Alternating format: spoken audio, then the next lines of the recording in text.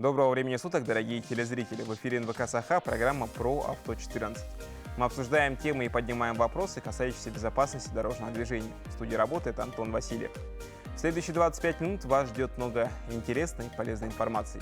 Итак, смотрите в сегодняшнем выпуске. Статистика происшествий. Что случилось на дорогах республики за последнюю неделю? Как вызвать помощь, если ДТП случилось вдали от населенного пункта? Что будет, если водитель откажется от проведения медицинского освидетельствования на состояние опьянения? В каком случае запрещается перевозка грузов? Что безопаснее? Автокресло, автолюлька или бустер?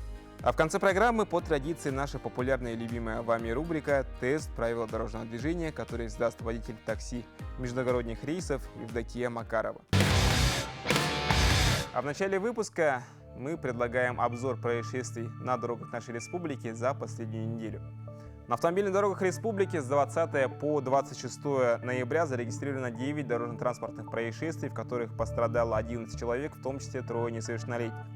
Так, 22 ноября по проспекту Мира, город Нерюнгри, водитель, управляя транспортным средством марки «Меркьюри», двигаясь в жилой зоне, не предоставил преимущество несовершеннолетнему пешеходу, в результате чего совершил наезд на пешехода. В результате ДТП несовершеннолетний ребенок госпитализирован в травматологическое отделение Нерюнгринской больницы. В этот же день в госавтоинспекцию города Якутска поступило сообщение от оператора скорой помощи о том, что в медучреждение обратилась женщина с ребенком с травмами, полученными в результате ДТП. В ходе проверки было предварительно установлено, что водитель, управляя маршрутным автобусом ПАС, не убедившись, что все пассажиры высадились с автобуса, начал движение с открытыми дверями. В результате данного происшествия при выходе с автобуса женщина с 6-летним ребенком, упав с автобуса, получили травмы. Им назначили амбулаторное лечение. 24 ноября около 2 часов дня зарегистрировано ДТП в Усть-Янском районе. В поселке Усть-Куйга водитель, управляя снегоходом, не уступил дорогу транспортному средству «Лада», пользующимся преимуществом проезда, в результате чего совершил столкновение. С сотрясением головного мозга и различными травмами головы и конечностей водитель снегохода был госпитализирован в медучреждение. Госавтоинспекция напоминает и обращается к гражданам с просьбой соблюдать правила дорожного движения. А мы продолжаем. Почему водители отказываются от прохождения медицинского освидетельствования? Самая частая причина отказа – сомнения в собственной трезвости. Если человек накануне употреблял спиртные напитки, он понимает, что результат может превысить допустимые цифры, и тогда его точно лишат прав. Единственный выход испуганный водитель видит в том, чтобы потянуть время. Однако оно в таких ситуациях не всегда играет на нас. Чем грозит отказ водителя от медицинского освидетельствования, мы узнаем в нашем следующем сюжете. В статье 12.26 Кодекса об административных правонарушениях России прописано два сценария. Первый. У водителя имеется действующее водительское удостоверение. В этом случае, согласно первой части этой статьи, за отказ от медосвидетельствования полагается одновременно штраф в размере 30 тысяч рублей и лишение прав на срок от 1,5 до 2 лет. Также есть статья 12.26, уже части 2. Там также за отказ от прохождения медицинского освидетельствования водителя, который не имеет водительского удостоверения, также влечет штраф в размере 30 тысяч рублей, либо арест до 15 суток. У сотрудника ГИБДД могут возникнуть основания полагать, что водитель находится в состоянии опьянения при наличии запаха алкоголя изо рта, неустойчивости позы, нарушения речи, выраженном дрожании пальцев рук, поведении, не соответствующем обстановке. Если такие признаки присутствуют, инспектор госавтоинспекции сначала предлагает водителю пройти освидетельствование на месте или, как принято говорить, подуть в трубочку, то есть в алкотестер. От освидетельствования на месте водитель вправе отказаться и потребовать отвезти его в специальное медучреждение. Таким же образом, автолюбитель может поступить в случае несогласия с результатами освидетельствования на месте на состояние алкогольного опьянения. Вовсе отказаться от прохождения медосвидетельствования на состояние опьянения водитель также может. То есть он может отказаться и дуть в алкотестер и отправляться на проверку в медучреждение. Но разницы в ответственности не будет никакой. В любом случае его привлекут к ответственности по статье 12.26 Кодекса об административных правонарушениях. Но отказ от медосвидетельствования не всегда ведет к лишению водительского удостоверения. Однако отстаивать свою правоту придется уже в суде, где потребуется представить доказательства того, что водитель не виноват. В средней полосе России минус 15 на термометре – это неприятность и оранжевый уровень опасности. У нас же пресловутые тридцатники считаются комфортной температурой. Но главная якутская проблема – даже не климат, а удаленное местоположение и большие расстояния между населенными пунктами. Как подготовить автомобиль для поездок на дальние расстояния? Какая опасность может подстерегать на зимних дорогах и как вызвать помощь, если случилось ДТП? Об этом расскажет Владимир Ощепков, инспектор отдела пропаганды безопасности дорожного движения Госавтоинспекции Якутии. Владимир, здравствуйте. Ну что, буквально пару лет прошло, как многих тревожила судьба двух молодых ребят, которые решили отправиться из Якутска до Магадана в 50-градусные морозы на японском автомобиле. Само собой, к таким поездкам нужно относиться очень серьезно. Вот как правильно подготовить авто к дальней поездке? На что в первую очередь нужно обратить внимание? Ну, в первую очередь, конечно, нужно обратить внимание на технические состояния своего транспортного средства. Да? Это как минимум нужно его утеплить, то есть утеплить моторный отсек. Это, опять же, утеплить для обзора, в принципе, дороги, да, это второе лобовое стекло. И сейчас у нас, в принципе, уже есть новые пленки, так называемые ПЭТ, да, которые, опять же, позволяют водителю приклеить, ну, уже без особых усилий, в принципе, как вторым стеклом, но она уже хоть более или менее удерживает тепло. Но самая главная его задача — это обеспечить обзорность для водителя. Если вы собираетесь уже на дальние расстояния, это в первую очередь нужно выбрать безопасный маршрут, то есть докуда вы хотите доехать. Да? Ну и опять же, особо нужно выделить, опять же, места остановки, да, вот, куда вы собираетесь, допустим. Если это где-то порядка 100 километров, это как минимум у нас, да, получается, до ближайшего населенного пункта, да, то в данном случае, опять же, нужно выбрать места остановки буквально там, ну, через каждые 20-30 километров желательно останавливаться, да, и осматривать свое транспортное средство на наличие каких-либо поломок, либо, ну, допустим, может что-нибудь слететь и так далее, да. Есть мнение, что существуют так называемые летние и зимние стили вождения. Так ли это и в чем же их отличие? Ну, в принципе, как такое мнение, да, сложилось у наших водителей, да, ну и в принципе у граждан, то, что есть так называемые, вот как вы сказали, да, летний и зимний стиль вождения. Ну, в принципе, не могу поспорить, но есть мнение, значит, соответственно, у нас, опять же, в принципе, по нашему региону видно, да, то, что водители уже в зимний период времени, да, особенно когда у нас становится скользко, то водители, опять же, стараются управлять транспортным средством более спокойнее, можно сказать, да, ну и, соответственно, уже летняя манера езды, в принципе, в зимний период, опять же, не позволяет транспортному средству управлять безопасно. Какие основные ошибки совершают водители при изменении погодных условий? И какая опасность может подстерегать водителя в зимний период? В первую очередь опасность, конечно, ну и ошибки, которые у нас делают водители, это, опять же, при наступлении холодов не своевременно меняют летние резины на зимние. То есть, соответственно, когда у нас только начинает холодать, да, у нас водители, в принципе, также до сих пор ездят, как бы, можно сказать, на летних резинах, да, а вот когда уже наступили холода, уже более-менее, да, и, соответственно, выпал первый снег, то в этом случае уже водители все устремляются к шиномонтажке, да. Ну, хотелось бы, конечно, опять еще раз обратиться к участникам дорожного движения, чтобы они не только когда у нас снег выпал, да, переобувались, можно сказать, да, по-простому, ну, а, опять же, заблаговременно. Каковы должны быть действия водителя в случае попадания в ДТП вдали от населенных пунктов? Ну, в первую очередь, конечно, для водителей, которые попали в дорожно-транспортное происшествие вне населенных пунктов, да, это, опять же, посмотреть свое состояние, да, в первую очередь. В любом случае нельзя делать резких движений. То есть, допустим, при дорожно-транспортном происшествии, да, вот, в первое время водитель не всегда чувствует боль какую-либо, да, ну и в шоковом состоянии он может, опять же, навредить себе, опять же, в первую очередь. Да. Ну и, во-вторых, уже попытаться остановить попутные транспортные средства, ну и, опять же, через них попросить, допустим, вызвать наряд полиции, именно на дорожных инспекторов, да, на сотрудников госавтоинспекции. Ну и, во-вторых, опять же, чтобы они вызвали, опять же, службу спасения, ну и также медиков, да. Ну, а если, опять же, если это все-таки произошло, да, то, опять же, как я сказал, посадить на попутном транспорте пострадавших, чтобы они довезли до близлежащего населенного пункта, да.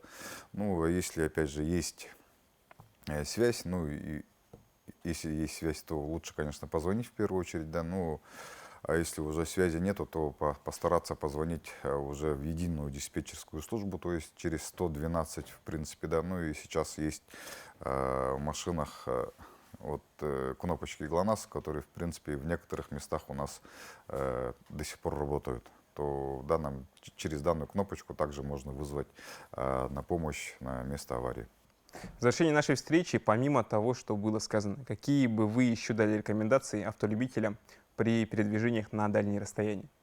Ну, хотелось бы, конечно, обратиться к водителям о том, чтобы, если вы собираетесь на дальние расстояния, как я сказал, это в первую очередь нужно выбрать себе маршрут безопасный, да. Ну, во-вторых, это, опять же, нужно утеплиться во всех смыслах этого слова, не только транспортное средство, да, ну и также себя. Ну, желательно, конечно, если вы собрались все-таки на дальние расстояния, то лучше иметь пару обуви теплых, а лучше вообще в валенки, ну и, соответственно, также бросить пару пуховиков теплых в багажник, в принципе, они много места не занимают, да.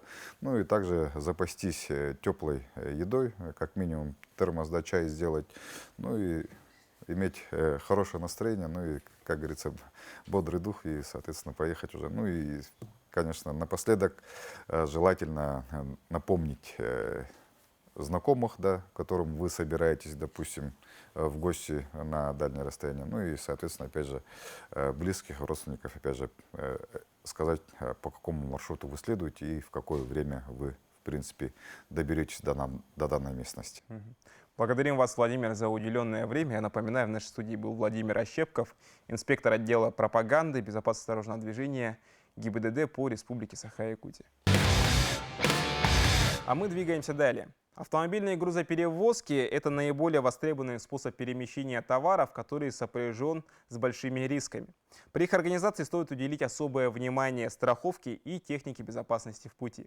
При перевозке опасного груза водитель обязан при себе иметь водительское удостоверение на право управления транспортным средством соответствующей категории, регистрационные документы на транспортное средство, полис обязательного страхования автогражданской ответственности владельца транспортного средства с указанием для перевозки опасного груза, диагностическую карту, содержащую сведения о соответствии транспортного средства к обязательным требованиям безопасности, подтверждающие доступ к участию в дорожном движении. Также водитель должен иметь при себе ДПОК на транспортное средство. Выдается на каждое транспортное средство на тягач и прицеп. Управление транспортным средством водителем, не имеющим при себе путевого листа, является административным правонарушением, предусматривающим часть 2 статьи 12.3 Кодекса Российской Федерации. Обязан иметь при себе товарно-транспортную накладную, в которой указывается дата, объем и вид груза, назначение и адрес грузоотправителя, название и адрес грузополучателя. Также водитель должен иметь при себе аварийную карточку. Техническое состояние транспортного средства должно соответствовать требованиям конструкции транспортного средства, установленных техническим регламентом Таможенного союза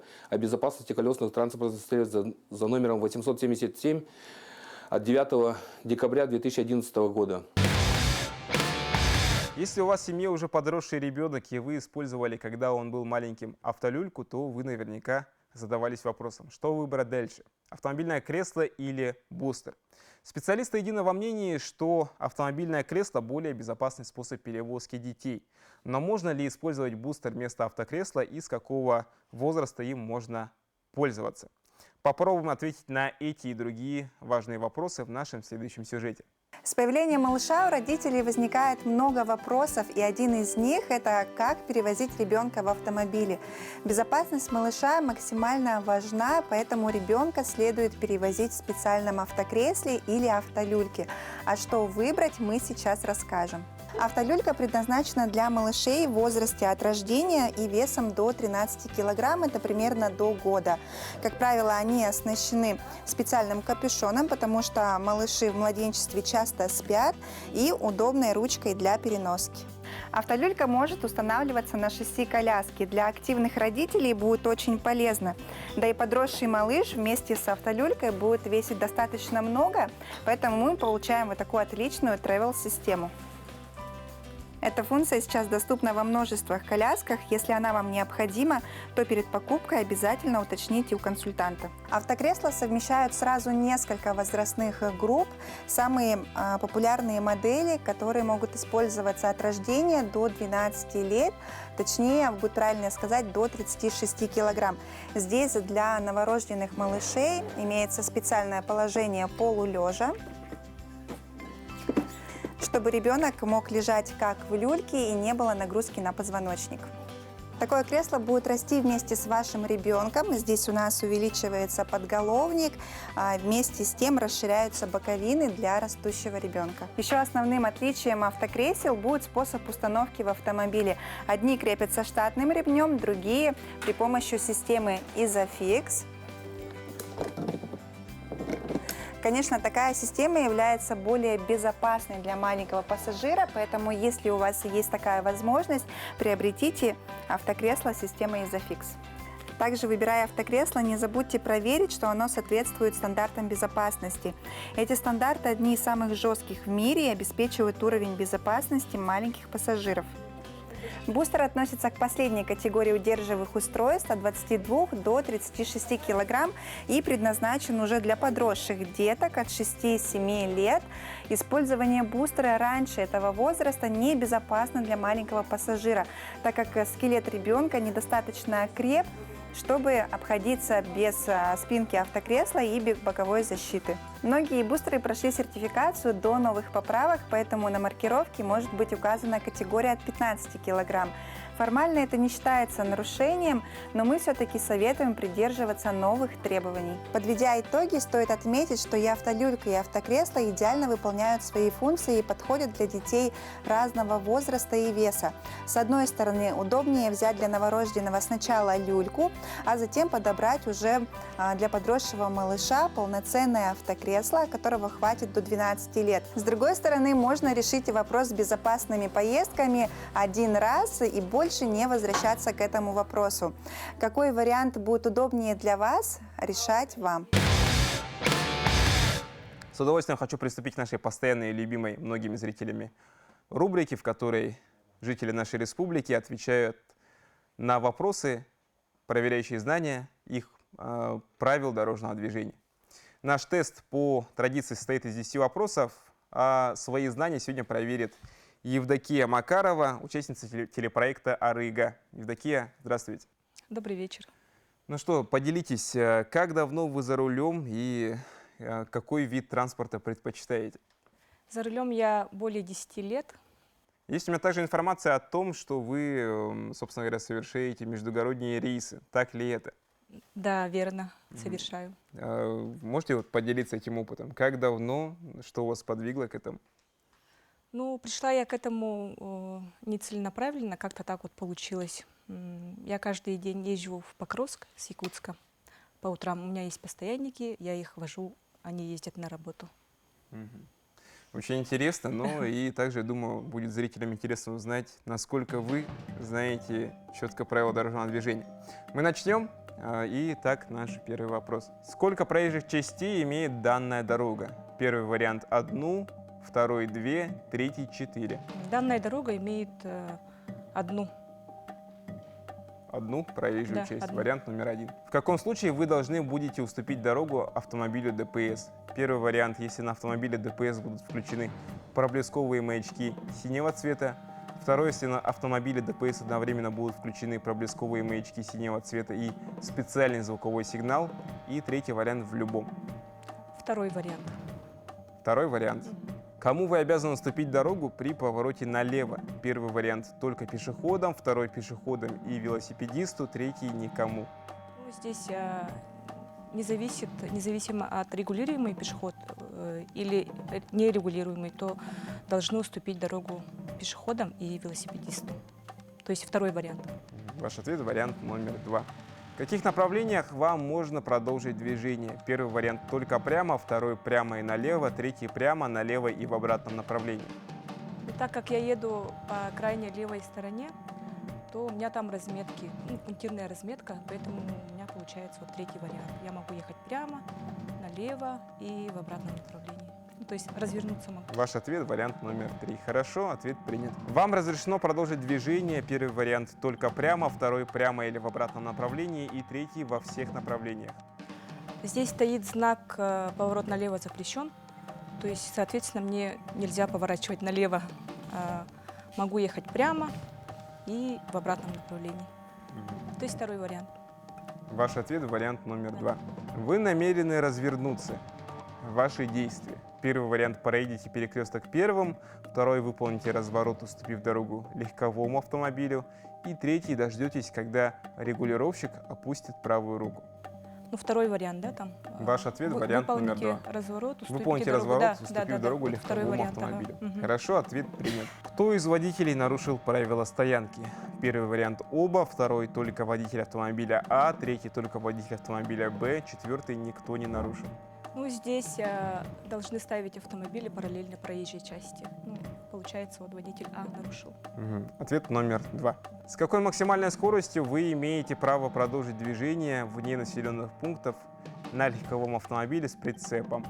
Первый вариант 50 км в час, второй 60 км в час, третий 70 км в час, четвертый 80 км в час и пятый 90 км в час. Ой, с прицепом. Я, конечно, не ездила с прицепом, но... Так, тут даже я немножко подзабыла. Скорее всего, наверное, третий вариант. 70 Ответ километров. вариант номер 3. О чем предупреждает вас вертикальная разметка, нанесенная на ограждение дороги? Первый вариант о приближении к железнодорожному переезду, второй о приближении к опасному перекрестку, третий о движении по опасному участку дороги. А движение по опасному участку дороги. Вы выбираете вариант Тут номер 3. перекрестков не видно, железной дороги тоже не видно. Ну, третий вариант. Нарушил ли водитель грузового автомобиля правила стоянки? Первый вариант нарушил, второй не нарушил, если разрешенная максимальная масса автомобиля не более 3,5 тонн. Третий вариант не нарушил. Здесь мы видим знак, на знаке легковой автомобиль. И парковка, да, ну, значит, разрешено только легковым автомобилем. То есть водитель нарушил. Вы выбираете вариант номер 1. Да, вариант номер 1. Ну что ж, правильность ответа в Евдокии проверит преподаватель учебного центра «Фаворит» Наталья Ленских. Здравствуйте, уважаемые телезрители. Евдокия, здравствуйте. Здравствуйте. Вы ответили на 10 экзаменационных вопросов, и первый вопрос был: сколько проезжих частей имеет данная дорога? Данная дорога имеет одну проезжую часть. Вы дали правильный ответ. В каком случае вы должны будете уступить дорогу автомобилю ДПС? Конечно, уступить должны в том случае, если у него включены проблесковые маячки и специальный звуковой сигнал. Вы дали правильный ответ. Кому вы обязаны уступить дорогу при повороте налево? Действительно, и на нерегулируемых, и на регулируемых перекрестках, поворачивая налево, вы обязаны уступить дорогу пешеходам и велосипедистам. В каких направлениях вам можно продолжить движение? Вы дали правильный ответ, действительно, прямо налево в обратном направлении. Вам разрешено продолжить движение, а вы дали правильный ответ, прямо или в обратном направлении. Вы намерены развернуться. Ваши действия. При таком сигнале развернуться вам можно, но действительно легковой автомобиль для вас будет помехой справа. Вы должны ему будете уступить, то есть выполнить разворот, уступив дорогу легковому автомобилю. Это правильный ответ. Кто из водителей нарушил правила стоянки? При отсутствии знаков стоять нужно параллельно дороге. Вы дали правильный ответ, автомобиль А. С какой максимальной скоростью вы имеете право продолжить движение вне населенных пунктов на легковом автомобиле с прицепом? Несмотря на то, что вы подзабыли, вы дали правильный ответ. Но я вам напомню, вне населенного пункта, если вы двигаетесь с прицепом, то можете двигаться на 20 километров ниже от установленной скорости. То есть, если вам разрешено 90, значит 70. О чем предупреждает вас вертикальная разметка, нанесенная на ограждение дороги? О движении по опасному участку дороги предупреждает данная разметка. Вы дали правильный ответ. Нарушил ли водитель грузового автомобиля правила стоянки? Любые грузовые автомобили необходимо парковать только параллельно краю проезжей части. А вы дали правильный ответ. Нарушил. Евдокия, вы ответили на 10 экзаменационных вопросов. На все вопросы вы ответили правильно. Но, тем не менее, я напоминаю телезрителям, вам, Евдокия, всем участникам дорожного движения о необходимости повторять правила. Вот и подошла к концу наша передача. Дорогие зрители, будьте бдительны, соблюдайте правила дорожного движения и берегите себя. До новых встреч!